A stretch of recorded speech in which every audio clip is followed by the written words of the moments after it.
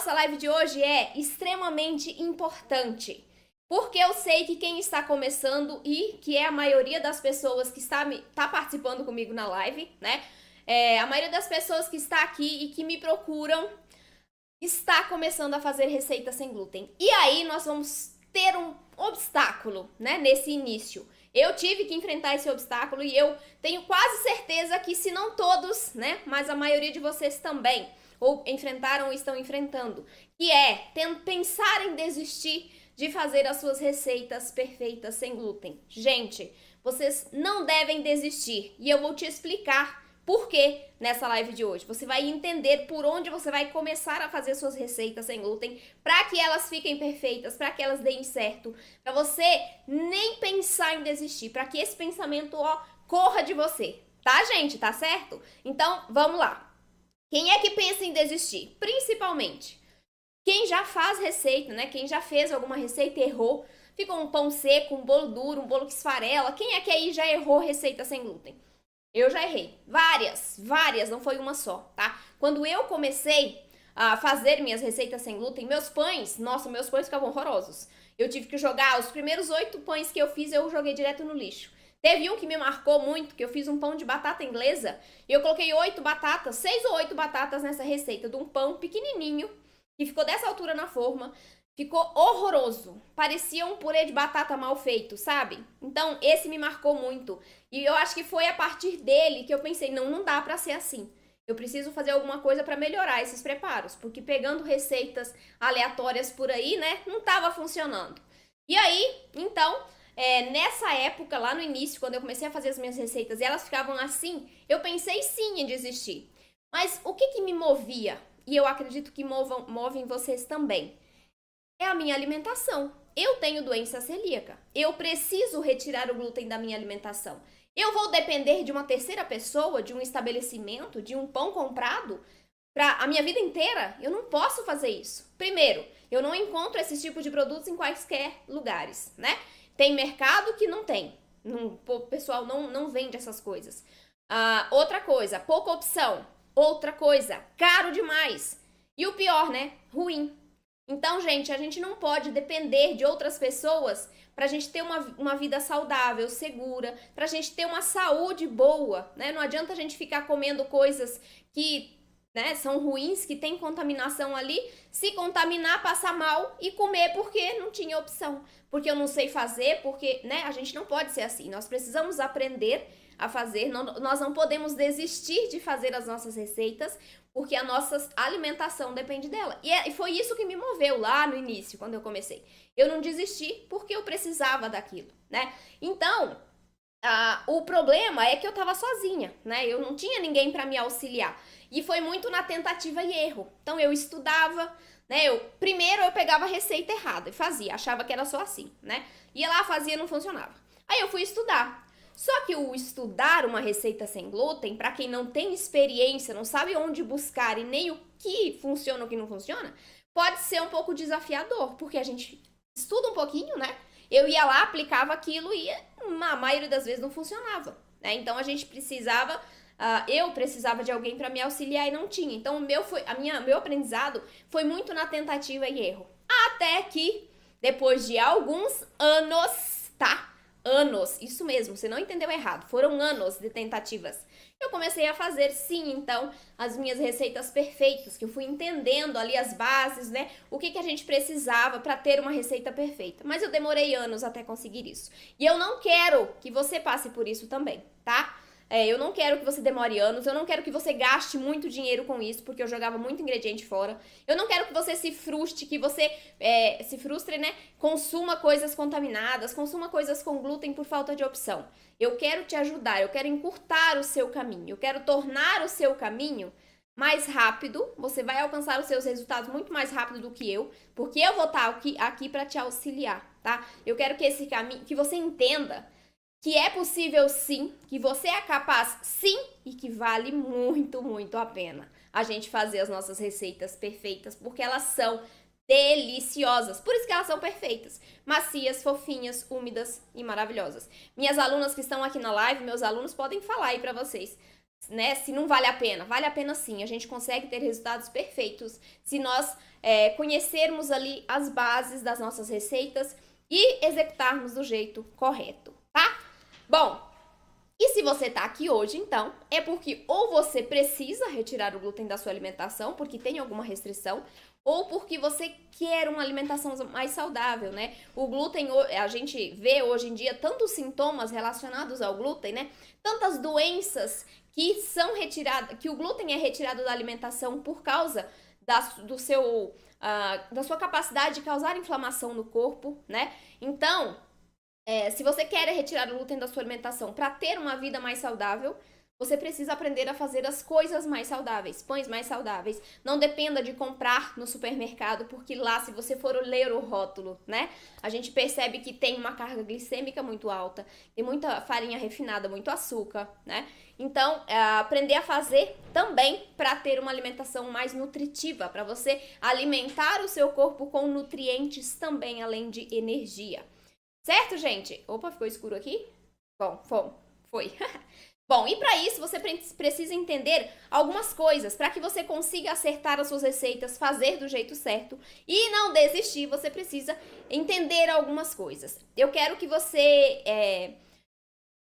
veja se você se identifica com o que eu vou te contar aqui agora.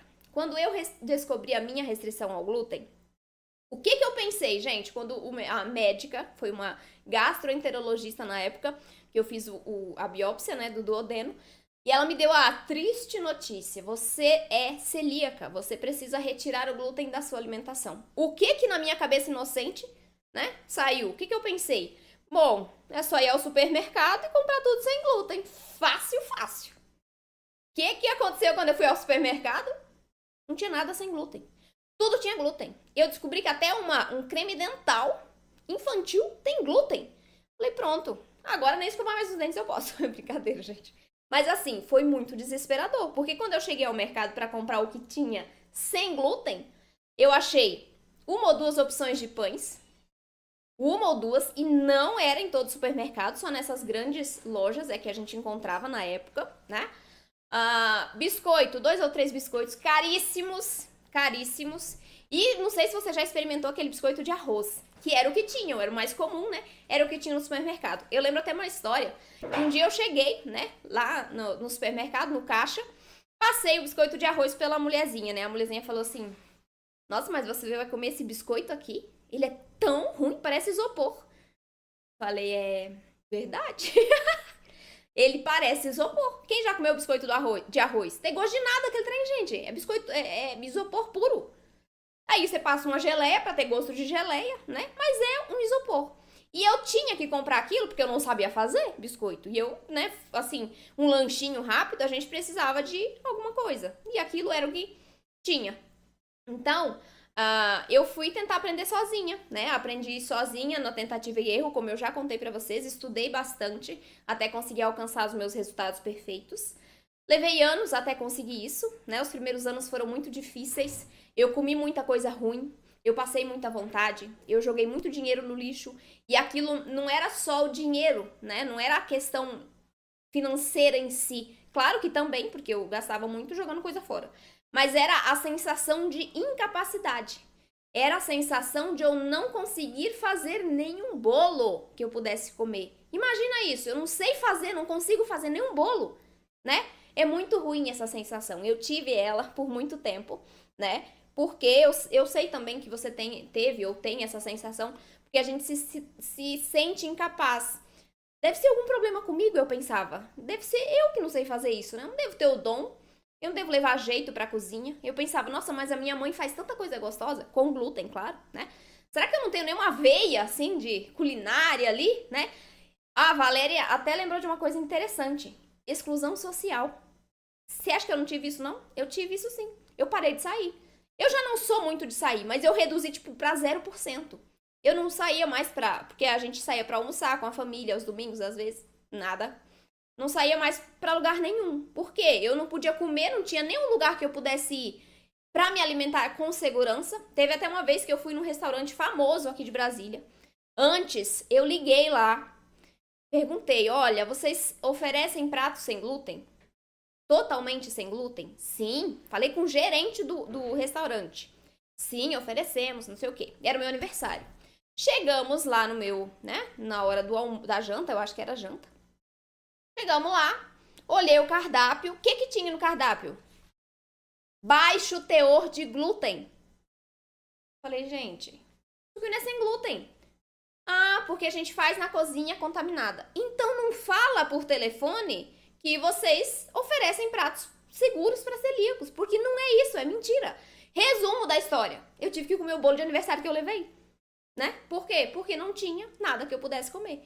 Então, infelizmente, a gente tem que passar por essas coisas, né? Todo celíaco tem uma história. Toda pessoa que tem restrição ao glúten tem uma história triste em relação a isso. Porque, infelizmente, não estavam preparados naquela época, a sociedade não estava preparada naquela época. Hoje, a gente moveu, tipo, meio centímetro, ainda falta muita conscientização. Ainda bem que nós temos uma legislação um pouquinho maior hoje em dia, né? Mas é complicado para quem tem realmente restrição ao glúten. A gente sempre passa por alguma situação que não é tão agradável assim. Mas, enfim, né? Enfim, passei mal demais no início, porque eu não sabia o que era contaminação cruzada, então eu comia as coisas, né, e tinha contaminação, passava mal. Nesses primeiros meses, eu emagreci muito, então já sou pequena, né, fiquei assim, seca, miúda, parecia que eu tava doente, porque eu não comia nada, eu comia tapioca, feijão e arroz e carne, né, porque eu não tinha pão, não tinha bolo, né? Não comia outras coisas. Isso pra mim era muito, muito frustrante. Eu sempre fui acostumada a ter muita massa em casa. Minha família é descendente de italiano, então a gente tinha muito macarrão, muito pão caseiro, né? Muita rosca, tudo tinha. E aí eu desvinculei do dia pra noite. Então eu parei de comer tudo isso do dia pra noite, literalmente. Isso me abalou muito psicologicamente. É importante a gente ter uma mentalidade forte para isso também, né? Exclusão social, a gente tem muitos casos de pessoas que precisam dessa mudança radical na vida, né? De alimentação mesmo, que acabam desenvolvendo um quadro ali de ansiedade, né? Porque se a gente não conseguir manter o equilíbrio, que é difícil para muitas pessoas, a gente acaba, né? Desenvolvendo outras coisas também por causa dessa exclusão social, por causa de você não encontrar coisas para comer, quando você compra é ruim. Então, essa frustração acumulativa que a gente vai tendo com as coisas que vão acontecendo, acaba que pode desenvolver um outro tipo de coisa na nossa saúde, né? Na nossa vida, pode afetar a nossa saúde de outras formas também, né? Mas, depois dos estudos que eu falei que eu fiz, eu entendi por que quando eu pegava receita na internet aleatória, sem entender o fundamento ali por trás, eu errava. Eu entendi por que a minha receita do bolo de chocolate que levava só farinha de arroz ficava seca e farelenta. Eu entendi por que meu pão ficava duro, não crescia e rachava em cima. Por que faltava água, faltava líquido. Eu ia para a receita sem glúten com a cabeça do com glúten. Então, se na receita falava 100 gramas de água, na época eu usava a xícara, não era nem balança. 100 ml de água, ia colocar 100 ml e pronto. Eu não ia analisar a massa. Ai, tá muito seca. Como que a massa é muito... Eu sei que a massa tá muito seca. Porque ela não escorre da colher, não tem uma cremosidade. Ela cai, ela, né? Quebra, ela não tem elasticidade. A água tá... A massa tá seca, eu não sabia disso. E meu pão não crescia, ficava duro, rachava em cima. Faltava umidade. Depois que eu entendi que as farinhas sem glúten, elas absorvem os líquidos de maneiras diferentes e nós precisamos combinar farinhas para que o resultado fique perfeito. Uma outra coisa que as receitas que eu fazia estavam desequilibradas, eu percebi isso depois, era no fermento. Quem aí já fez um pão sem glúten que ficou com um gosto tão forte de fermento que dava azia? Inclusive, alguém já me falou isso. Aí eu sinto azia quando eu como meu pão sem glúten. Por quê? Fica com um gosto muito forte, muito acentuado de fermento biológico. O excesso de fermento vai prejudicar a estrutura interna do pão. Por que o pão, quando está com excesso de fermento, racha em cima, forma fissura antes de ser levado para assar? Porque eu tenho uma hiperfermentação, eu tenho gás em excesso dentro dessa massa. E aí o gás precisa sair, né? E ele vai estourar sua massa para fazer isso. Então, aquele pão que racha em cima, que forma buracos, que a superfície dele não fica lisa, fica toda craquelada, sabe? tá com excesso de fermento. Eu não sabia disso. Meus pães ficavam horríveis. Eu odiava aquele gosto, aquele cheiro forte de fermento. Mas eu achei que era assim, né? Então, uma coisa que as receitas erradas, né, que a gente faz, que a gente pega por aí, provoca na gente, é isso. É assim, né? Deve ser. Nunca comi sem glúten. Os que eu comi não eram tão bons, então deve ser assim mesmo. E a gente acaba aqui, né, se acomoda com aquilo e vai comendo aquela coisa ruim, enfim. Depois que eu entendi que a gente tem porcentagem para fermento biológico, que o mix, que tem que ter o mix de farinhas dentro da sua massa, e que a depender das farinhas que você utilize, se tem mais fibra, se não tem, você precisa colocar mais água na receita, né? Então, depois que eu entendi isso, né, eu consegui os meus resultados perfeitos. E apesar de todo o sofrimento anterior, eu não desisti.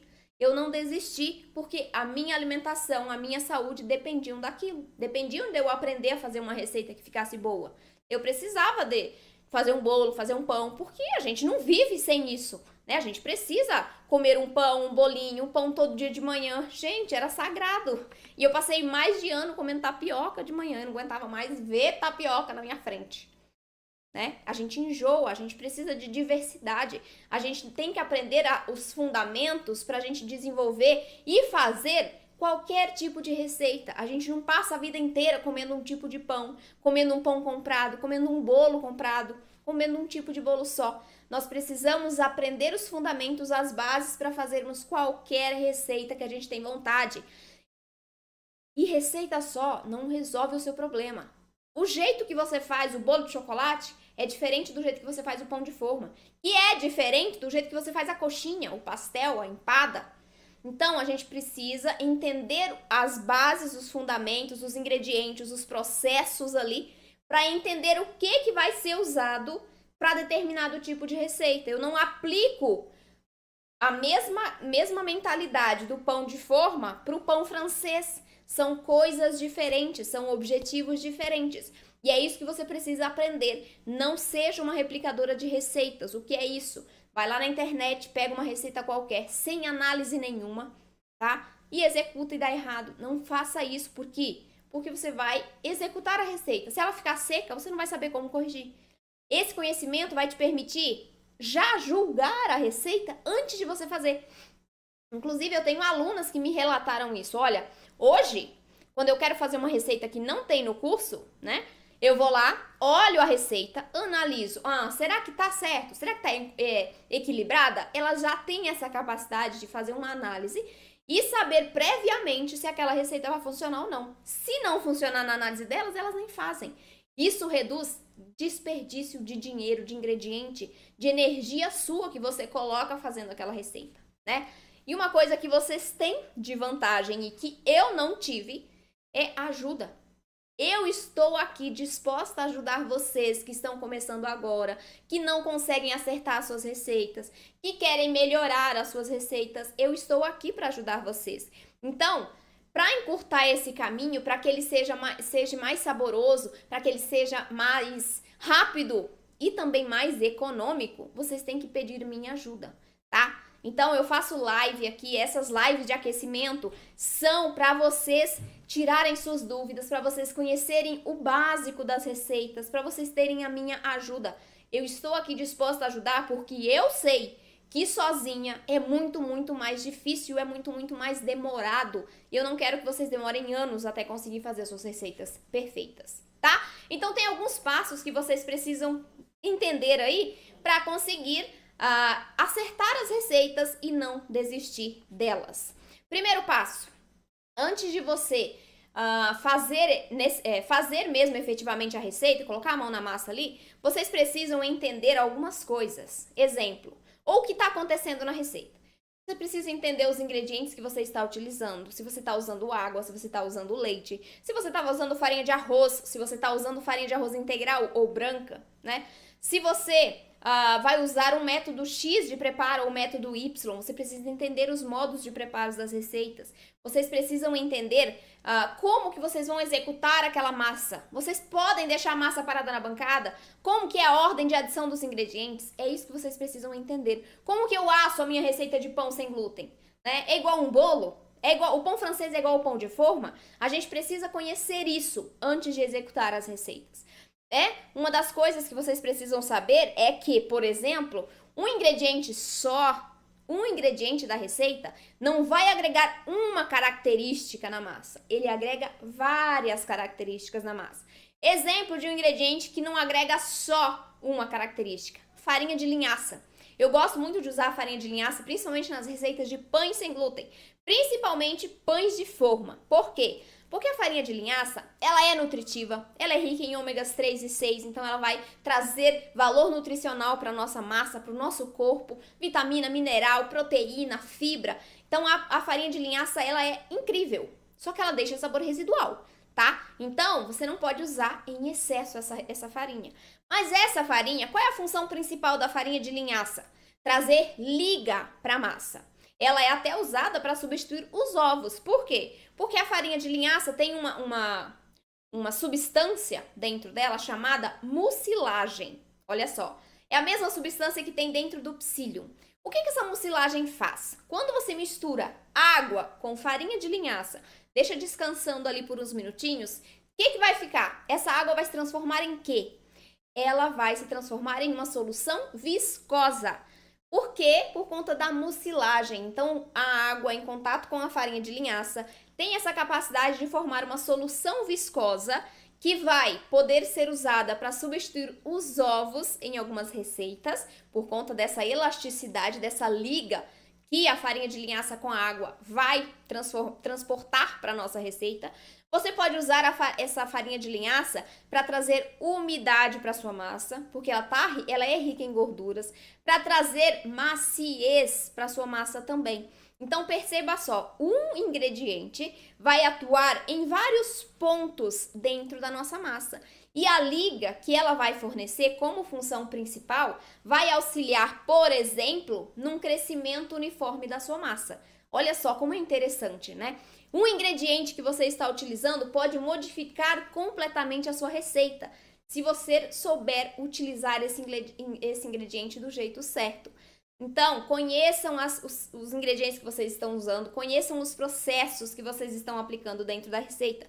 Exemplo, método de preparo. Existem vários métodos de preparo. Eu quero te explicar sobre o método de preparo direto. Qual é esse método? Vou dar uns exemplos de massa que nós fazemos utilizando esse método direto. É massa de bolo de cenoura. A gente faz usando o método direto. Podemos usar em um bolo de chocolate também. Como que funciona esse método? Você vai pegar os líquidos da receita, vai misturar em um recipiente. Então você vai colocar ovo, no caso do bolo de cenoura, né? Vamos lá no bolo de cenoura. Ovo, açúcar, óleo, vinagre, coloca ali dentro do liquidificador e a cenoura. Bate, bate, bate, até formar uma solução bem homogênea. Misturou tudo muito bem, você vai pegar, reservar esse líquido. Em outro recipiente, em outra tigela, você vai misturar os ingredientes secos. Então você vai colocar as farinhas lá que são pedidas na receita, o agente de liga, se for pedido também. Vai misturar esses ingredientes e aí é que acontece o método direto ou por adição. Você vai pegar os secos e vai adicionar aos líquidos aos poucos. Por que que eu sempre faço isso aos poucos? Porque as nossas farinhas, os nossos agentes de liga absorvem os líquidos de maneiras diferentes. Então, as minhas farinhas aqui em casa, em Brasília, podem absorver X gramas de líquido. A sua farinha ali na sua casa, ali em Rondônia, no Maranhão, no Rio de Janeiro, em São Paulo, pode absorver outra quantidade de líquido. Se você pega, né, que é o costume de fazer o com glúten, é o contrário, né? Mistura o líquido aos secos. Eu já vi isso. Mistura a batida ali no liquidificador, a farinha de trigo. Aí mistura, coloca para assar. Aqui, se a gente fizer isso, a gente corre um grande risco de quê? De deixar a nossa massa seca. Se ficar líquida, tudo bem, a gente corrige. Agora, se ficar seca, o que você vai colocar ali junto? Por isso que você tem que colocar o contrário. Os secos aos líquidos e aos poucos para você ir misturando, sentindo a textura da massa. Isso é muito importante. Se você está começando agora, não taque todo o líquido na sua farinha, tá? Não taque toda a farinha no seu bolo de cenoura, né? No líquido ali, porque pode dar ruim. tá? Você pode perder o ponto da massa, que é uma das coisas mais importantes ali na nossa receita, o ponto da massa. Se você deixar a sua massa mais seca, seu bolo de cenoura vai ficar com um volume menor, porque a fermentação depende da umidade também. Então, o seu bolo de cenoura não vai crescer tão bem. Ele não vai ficar macio, ele vai ficar duro e seco. E se eu tenho um resultado seco, o meu esfarelamento do produto, por mais que o bolo tenha agente de liga, pode acontecer e vai acontecer de maneira mais rápida. Porque para eu ter elasticidade na massa, eu preciso de umidade. Então, gente, uma coisinha interfere em várias outras coisas. Por isso que vocês precisam entender o que vocês estão fazendo aí na casa de vocês. Tá? Aprendendo desse jeito, com esse método, entendendo e executando, vocês vão alcançar os seus resultados perfeitos muito mais rápido. E vocês vão ter resultados bons, né? Logo de cara. Vocês não vão precisar jogar uma receita de pão ou de bolo no lixo, inteira no lixo, igual eu fazia. Porque se não ficar perfeita, mas vai ficar bom, dá pra comer. Só que vocês precisam fazer do jeito certo. Porque se você não entende primeiro e depois executa, você vai executar provavelmente uma receita sem entender os fundamentos ali e a chance de dar errado é muito, muito maior, tá? Uma coisa importante sobre esse método direto que vocês têm que saber é: eu não posso usar esse método para fazer, por exemplo, o bolo pão de ló. Por quê? Né? Porque, gente, o bolo pão de ló, qual é o fundamento desse bolo, dessa massa? O bolo pão de ló, nós vamos fazer uma fermentação mecânica. Nós vamos incorporar ar, bastante ar na massa, para que esse bolo cresça dentro do forno através desse ar que foi incorporado. Geralmente, nós não usamos fermento nessa receita. Eu coloco só uma pitadinha, só para dar uma ajuda ali no crescimento. Mas, geralmente, a fermentação ela é mecânica através do ar incorporado. Se eu faço por esse método direto, eu não tenho tanto ar incorporado assim. Por quê? Porque eu vou misturar à mão. Então, para o bolo pão de ló, eu preciso do auxílio de um equipamento, como a batedeira, para incorporar mais ar nessa massa e obter, sim, o resultado final perfeito. Então, esse método ele não se aplica para todas as receitas. A gente consegue fazer um bolo de chocolate, um bolo de cenoura, a gente não consegue fazer um bolo pão de ló, a gente consegue fazer um pão de forma, né? Mas ele não funciona para todas as receitas. E isso é muito importante que você entenda, tudo bem? E o terceiro ponto que vocês precisam entender é que a confiança de vocês em vocês, né, na capacidade de vocês de acertar a receita, de fazer uma receita, ela é extremamente importante. Vocês precisam confiar em si mesmas, em si mesmos, para alcançar um resultado perfeito. Se você faz, eu não sei se vai funcionar, né, com aquela dúvida, fazendo ali meio sem conhecimento, a chance de dar errado é muito alta. Então, confiem em vocês, confiem no processo, confiem na pessoa que está passando aquilo para vocês. Então, é muito importante nessa caminhada que vocês escolham alguém para acompanhar vocês. Escolham alguém que você se identifique, que passe as informações que são necessárias para vocês alcançarem os resultados de vocês, tá? Eu estou aqui disposta a ajudar. Se você me escolher para ser sua mentora, eu vou estar aqui, né? Todos os dias disponível para você. Então, tire suas dúvidas, peça ajuda. Ficou com alguma dúvida? Tira a sua dúvida, manda uma mensagem, manda um comentário, para que você consiga entender o que está te parando, o que pode te parar, né? Às vezes você não está fazendo ainda, de alcançar os seus resultados, tudo bem? E uma coisa importante desse processo todo, principalmente para quem está começando, é que a chance de você errar algumas receitas no início, ela é grande, tá? Não vou mentir pra você. Não, raramente não, né? Mas é mais a exceção é alguém que já chegue fazendo a receita perfeita logo na primeira, logo de cara, tá? É a exceção. A regra é, as primeiras receitas, a maioria das pessoas vão errar. Eu errei as minhas primeiras receitas. Você, talvez, não... Agora, com ajuda e com receita equilibrada, você não erre completamente a ponto de ter que jogar no lixo. Isso não. Mas pode ser que ela não fique do jeito que você espere, tá? E quando isso acontecer, eu quero pedir para você não desistir. Porque é normal isso acontecer, tá? Inclusive, tem uma aluna minha da última turma e ela estava pensando em desistir do curso porque ela não conseguia alcançar o resultado que ela esperava. O que estava acontecendo com ela? Ela estava fazendo o pão, porque ela focou no pão. Ela queria um pão de forma. Ela quer, na verdade, trabalhar com venda desses produtos. E aí, ela quer um pão que ficasse... Queria, né? Um pão que ficasse com a casquinha macia, bonitinho, nananã, macio, úmido. E aí, o que estava acontecendo com o pão dela? Tava ficando duro, com a casca, né? Com a casca muito dourada, com a casca muito dura. E ela tava pensando em desistir. Eu falei, não, você não vai desistir. Vamos conversar, deixa eu te ajudar. A gente fez uma ligação de vídeo, eu conversei muito com ela. A proposta era eu ajudar a fazer a receita ali na hora, né? Mas ela preferiu fazer sozinha e tirar só as dúvidas comigo. Gente, a gente fez essa chamada de vídeo, nós conversamos ali por 1 hora mais ou menos. Tirei todas as dúvidas, fiz ali um planinho de ação para ela executar na próxima receita, que ela já ia fazer em seguida. E, gente, adivinha o resultado? Vocês acham que ela desistiu? Ela não desistiu. E ela conseguiu, já nessa próxima receita, um pão bonito, que crescesse bem e que ficasse com a casquinha fofinha, macia, bem fininha, do jeito que ela queria. O que faltava, gente? Ajuste.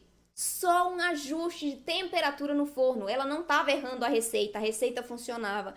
O que estava acontecendo? O forno estava muito quente. É só um ajuste. Gente, esse é um exemplo de que faltava isso para ela conseguir os resultados. E ela conseguiu, né? Então, para você, talvez falte isso também. Talvez você esteja a 2 centímetros do ouro e você desiste. Então, não desista. Peça ajuda, eu vou te auxiliar e você vai conseguir os seus resultados. Tudo bem, gente? Mas não desistam. Por quê? Porque aqui do lado de cá, do lado de quem faz as receitas perfeitas de pães, de bolo, biscoito, salgado, é muito, muito, muito melhor. E eu tenho certeza absoluta que você também é capaz de chegar aqui. Mas se você desistir, você vai se perder no meio do caminho e aí não vai alcançar esses resultados. Gente, vocês vão conseguir, vocês chegam lá sim, eu tenho certeza. Vocês só não podem desistir. Tudo bem, gente? Por favor, esse fazer receita sem glúten é um processo de aprendizagem, não é do dia para a noite. A gente não nasce sabendo fazer isso, a gente aprende. É técnica, não é jeito. Ah, eu não sei cozinhar, ah, eu não levo jeito. Não é jeito, não é dom, é técnica, tá? E eu vou te ensinar todas elas, se você me permitir. Certo, gente? Agora eu quero convidar vocês a tirarem suas dúvidas comigo. Então, vamos pro chat? Vamos pro chat, vocês mandem aí suas perguntinhas que eu vou tirar esse tempo para respondê-las. Certo? Bora lá, gente. Sônia, bem-vinda. Tô muito animada hoje, muito animada. Vamos fazer essa jornada maravilhosa, gente. Ai.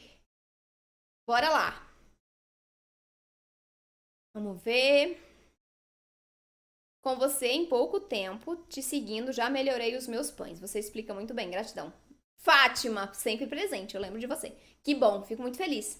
Tá vendo? É ajuste, gente, é ajuste. E para você conseguir um resultado perfeito, não é fazendo a receita, é conhecendo os porquês da receita. Aí você consegue ajustá-la para que fique perfeita. Ainda não consegui acertar os pães. Eles crescem, ficam lindos, mas não ficam fofos e macios. Não desisto porque ainda irei acertar. Milena, eu tenho certeza absoluta que você vai acertar, tá? Deixa eu te perguntar uma coisa.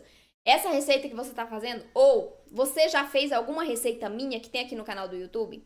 Me responde aí se você já fez alguma receita minha. Por quê? Porque se ele cresce bem, fica lindo, mas não fica fofo e fica macio, qual é o problema? Provavelmente desequilíbrio na receita, tá? Pode ser que tenha muita farinha rica em fibra, pode ser que tenha pouco líquido na massa, tá? A gente precisa ajustar ali, mas eu acho que não é nem líquido, porque se fosse líquido, a fermentação seria prejudicada também. Se ele cresce bem, bastante, não é umidade.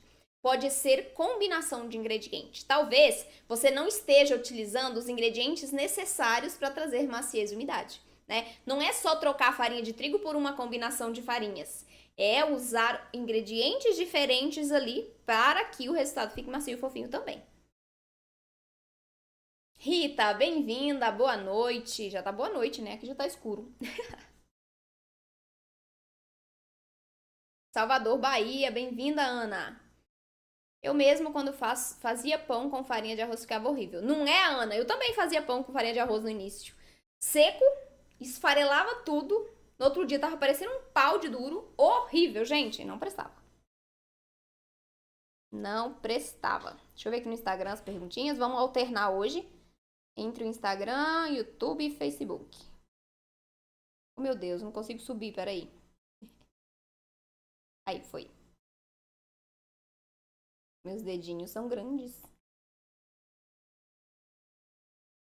Vamos lá. Eu acho que tá cortando minha cabeça no Facebook, peraí. Pessoa muito grande, a cabeça tá cortando, gente, no YouTube, pelo amor de Deus. Lídia, uma dúvida. Se eu pego uma receita com uma xícara de farinha de trigo e vou substituir, eu substituo por meia xícara de farinha de arroz, 1/4 de amido e polvilho, ou substituo por gramas e não xícaras? Então, Lídia, eu recomendo que você substitua em gramas, tá? Por quê? Porque as receitas sem glúten, elas são mais delicadas, a gente precisa controlar um pouquinho mais as variáveis nela para que nós consigamos um resultado perfeito. Então, o uso de xícaras e colheres medidoras não vai te dar essa exatidão. Eu recomendo muito que vocês usem, né, os ingredientes em gramas, tá? Substituo pela mesma medida em xícaras em... Ah, peraí. Olha só. Muitas pessoas me perguntam isso. Ah, então se eu colocar uma xícara de farinha de arroz, eu coloco... Uma xícara não, em gramas. O peso é diferente do volume. Vamos lá. O volume de água, 100 ml de água, sim, pesam 100 gramas de água. Agora, 100 ml de farinha de arroz não equivalem a 100 gramas de farinha de arroz, tá? São pesos diferentes. O volume é diferente da densidade da farinha, do peso da farinha. Então, você precisa usar em gramas, mas não considerar o volume dela. Ah, eu vou substituir uma xícara de farinha de trigo. Então, eu vou colocar meia de arroz, 1/4, né, de amido e 1/4 de polvilho. Em gramas, você vai ter que ver o peso de uma xícara de farinha de trigo e distribuir esse peso em gramas nas demais farinhas sem glúten, tá bom? Não é a mesma coisa, xícara e gramas. Se sua xícara, por exemplo, for de 200 ml, você não vai colocar 200 gramas de farinha de arroz, tá? É isso que eu quero dizer.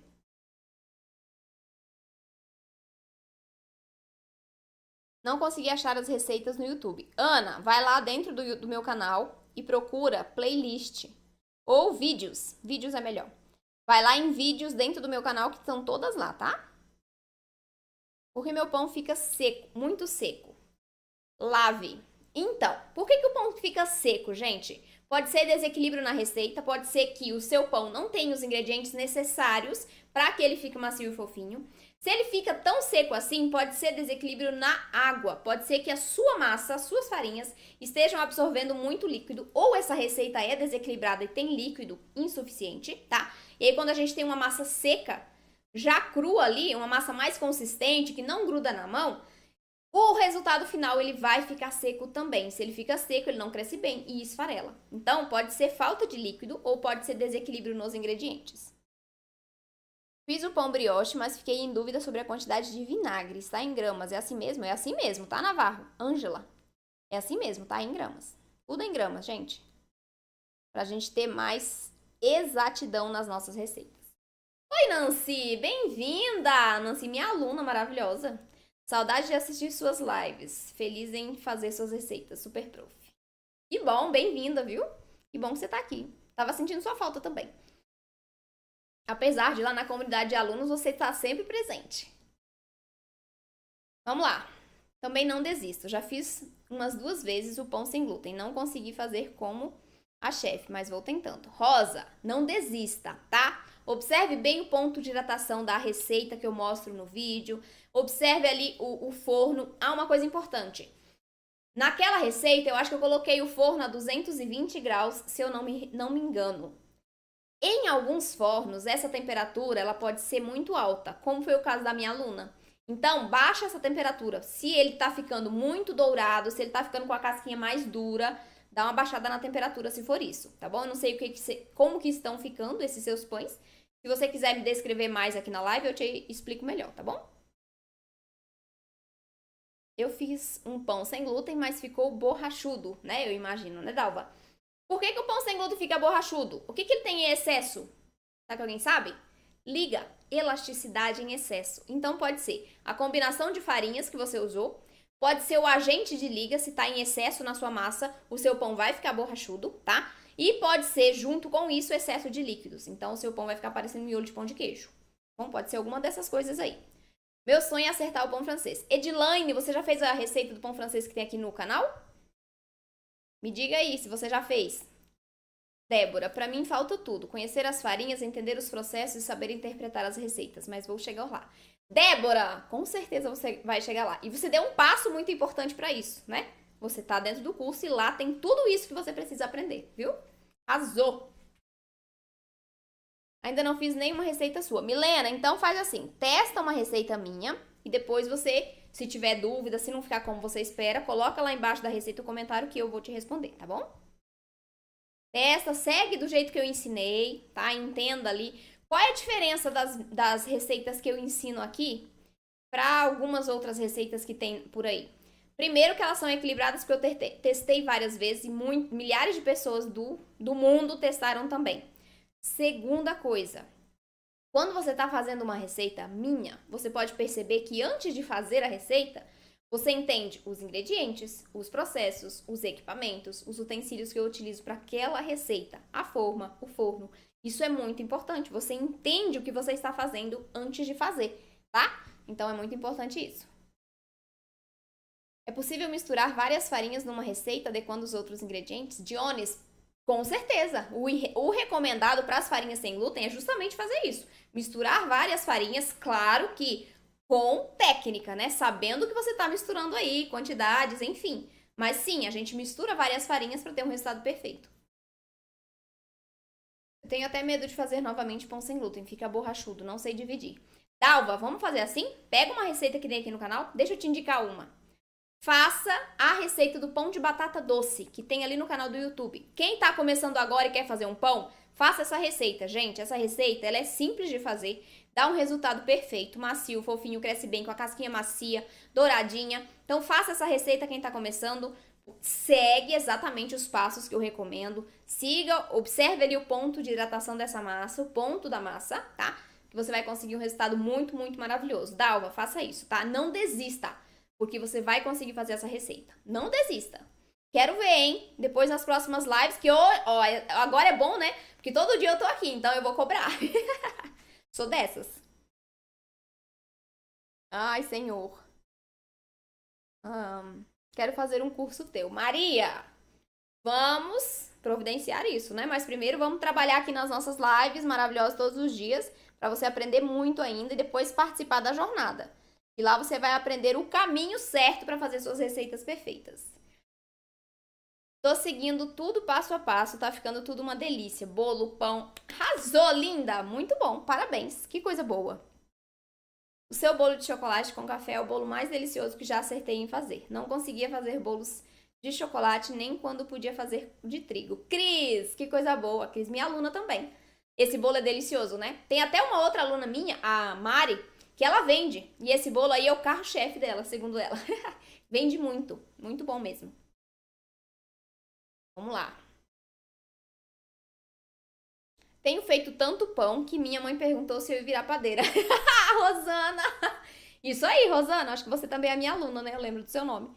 Que coisa boa! Que coisa boa. Fico muito feliz. E quem sabe não vira uma padeira? Quem sabe, hein? Você não vende esses produtos e ganha um dinheiro ainda? E ajuda pessoas. Olha que maravilhoso. Deixa eu ver se eu entendi. Ok, bora lá. Numa receita de 400 gramas de farinha de trigo, eu substituo em 3 partes de farinhas? Débora, não é em 3 partes exatas, tá? Você vai dividir nos 3 grupos, tá? Vai lá no curso, tem tudo isso aí explicado. Vai dividir nos 3 grupos principais. E você não vai colocar a mesma medida de todas, tá? De todas as farinhas. Dá uma olhadinha na aula lá de mix de farinhas que você vai entender melhor sobre isso, tá bom? Tem porcentagens ali. Mas não vou entrar nisso agora, porque senão não vai dar pra explicar tudo. Vamos lá. No pão brioche, posso substituir uma farinha mais nutritiva na farinha de estrutura? Ângela, qual que você queria usar? Me fala aí, qual que você gostaria de colocar? Que aí eu te explico como você vai fazer isso, tá? Qual seria a combinação de farinhas para quem tem diabetes? Kátia, eu não vou te falar qual é a combinação, por quê? Porque eu não tenho formação para isso, tá? Eu não sei qual farinha você pode consumir. Então, o que eu recomendo para você?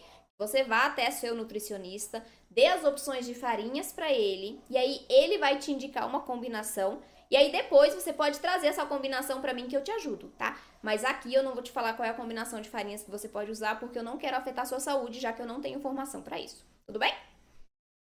Vamos lá.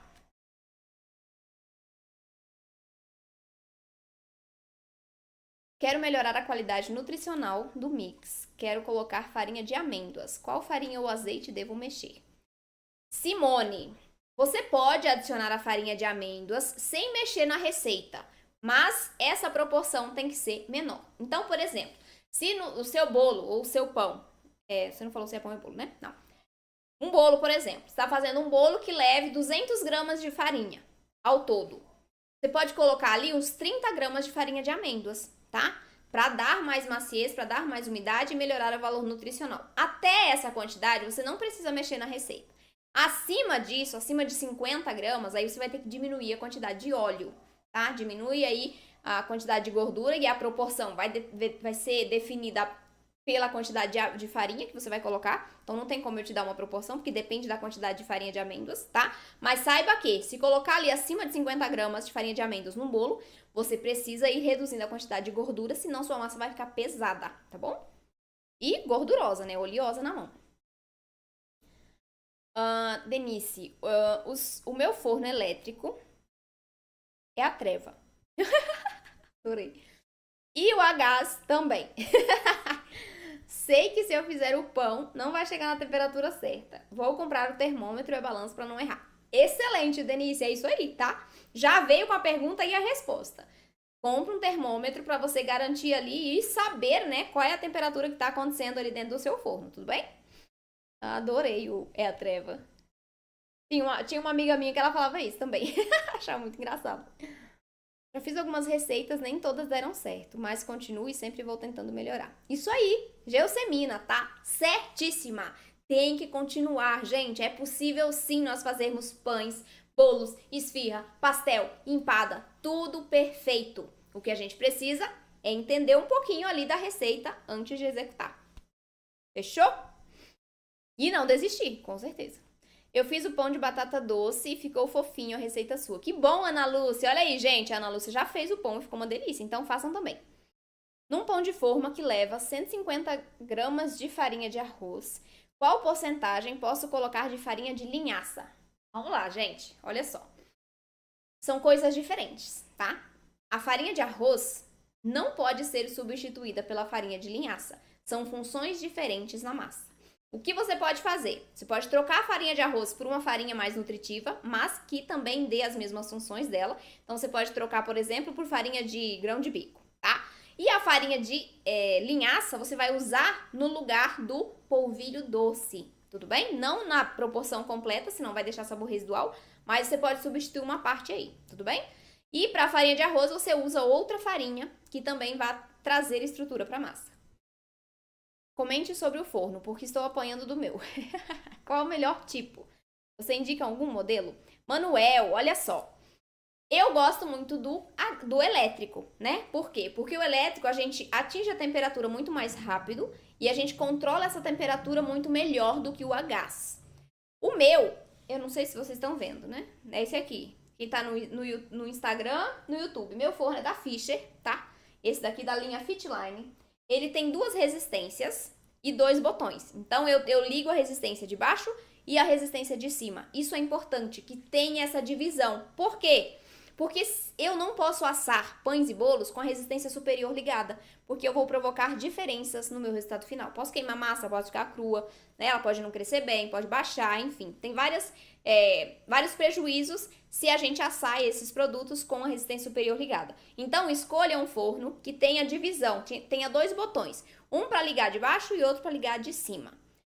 Tamanho, se você não for trabalhar com vendas, esse aqui eu acho que são 44 litros. é melhor. Por quê? Porque você gasta menos tempo para aquecer. Então, você gasta menos energia, né? Tudo isso. Eu gosto muito desse forno. O meu anterior também era da Fischer, eu gosto dessa marca. Por enquanto não tive problema com ela, mas o ideal é que você busque o forno que tenha 2 botões para ligar as resistências e tenha opções ali, mais opções de temperatura. Porque teve o forno dessa minha aluna que estava com problema nele, só tinha algumas temperaturas. Acho que era 200, 230, 250, alguma coisa assim. E aí, ela não conseguia deixar entre as temperaturas. Por exemplo, eu falei pra ela, tenta colocar entre o 200 e 230. Não funciona, porque o botão ele não para aqui. Ele só encaixa onde tem os números. E aí é complicado de a gente ajustar a temperatura com o forno assim. Dá pra fazer? Dá. Mas aí você tem um pouquinho mais de dificuldade, tudo bem? Como é que estão ficando os seus pães? Qual é o problema do seu forno? Ele aquece demais ou ele aquece de menos? Hein, Manuel? Me fala aí. Posso fazer 50% de farinha de amêndoas e 50% de farinha de grão de bico na parte de estrutura, de cookies? Fernanda, em cookies você pode, né? Porque a gente não precisa da estrutura ali para crescer. Então você pode substituir sim. Pode usar meio a meio, que eu quero dizer. Pode sim. Rosana é minha aluna aí, eu lembrei. Você falou sobre a farinha de linhaça. Que quantidade posso acrescentar no pão de forma? Depende da sua receita, tá, Socorrinha? Não acrescente uma quantidade muito grande por conta do sabor residual, tá? É por isso que você precisa entender sobre isso também, sobre as farinhas, sobre os ingredientes. Porque tem algumas farinhas que deixam gosto na massa. Essa é uma delas. A farinha de linhaça, ela deixa um sabor residual.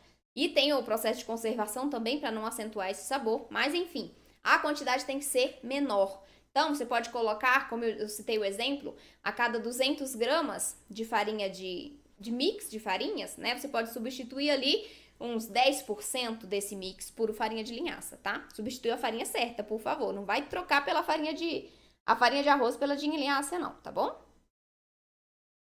Vamos ver. Dá certo fazer uma receita de pão na panificadora? Marta, dá sim, tá? Tem um rapaz que me segue, eu não vou lembrar o nome dele, mas ele mora num apartamento pequeno e ele só tem a panificadora. Então ele faz as receitas, ele pega essa receita do pão de batata doce, modifica ela e faz de vários sabores, várias coisas dentro da panificadora. O pão brioche já também foi testado em panificador e funciona. Então pode usar sim. Pode sim, Dilma, você também. Deixa eu ver no Facebook. Que mais? Não fiz sua receita. O que fiz ficou com a casca grossa e o miolo denso. Quero muito fazer seu curso. Amo sua didática. Edilaine. Ficou com a casca grossa e o miolo denso. Tá, teve problema no crescimento, né? Ficou com o miolo embatumadinho. Pode ser as farinhas que você usou. Pode ser excesso de líquido. Pode ser a temperatura do forno. Gente, tá ficando escuro aqui. Que coisa estranha. Quando eu chego perto, o celular fica escuro. Tá? Então pode ser isso.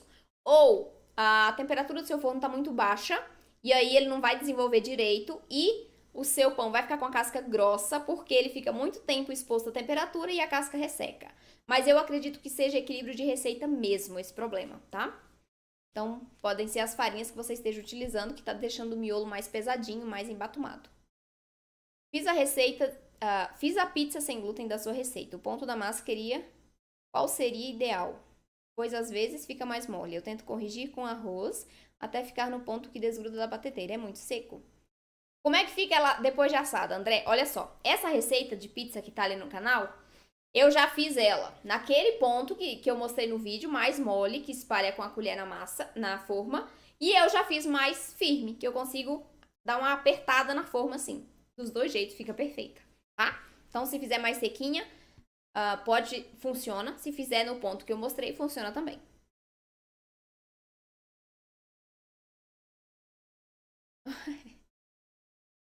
Eu também apanho muito, misericórdia. É assim mesmo, né, Denise? Apanhando todo dia, mas aprendendo. Isso é importante, crescendo, evoluindo. Se dói é porque tem movimento, então bora. Fernanda, não vou te passar um mix low carb, porque eu não trabalho com produtos low carb, né? Com pães e bolos, só sem glúten, tudo bem? Eu não vou passar um mix errado para você. Outra coisa, se quiser fazer a massa de pizza em série, qual seria a melhor forma? O cilindro, a massa é muito quebradiça. Cilindro não vai rolar nessa massa não, tá? Você vai ter que abrir, você pode abrir essa massa entre 2 plásticos com um rolo, tá bom? Porque o cilindro vai grudar tudo, não vai prestar no cilindro não. Então, você vai abrir a massa, colocar entre 2 plásticos e abrir com um rolo. Vai ter que ser assim, na mão.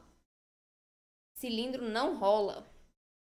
No seu curso de pães, a quantidade de água é certa na receita ou sempre tem que ver o ponto e acrescentar mais? Eu nunca acerto esse ponto da massa do pão, tenho muitas dúvidas. Ellen, nunca vai ser provavelmente a mesma quantidade, tá? Só que você, dentro do curso lá e aqui fora também no YouTube, eu mostro exatamente qual é o ponto da massa. Então, você vai ver bem de pertinho o ponto, quando eu levanto a espátula, o ponto que vai cair essa massa, como que ela faz esparramar na forma, né? No bowl ali da batedeira, na tigela.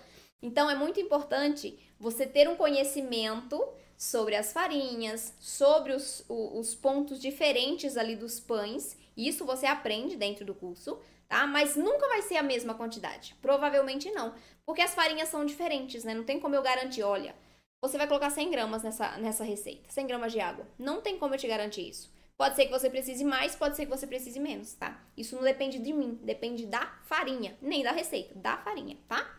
Mas isso você aprende com a prática e conhecendo ali as bases das receitas.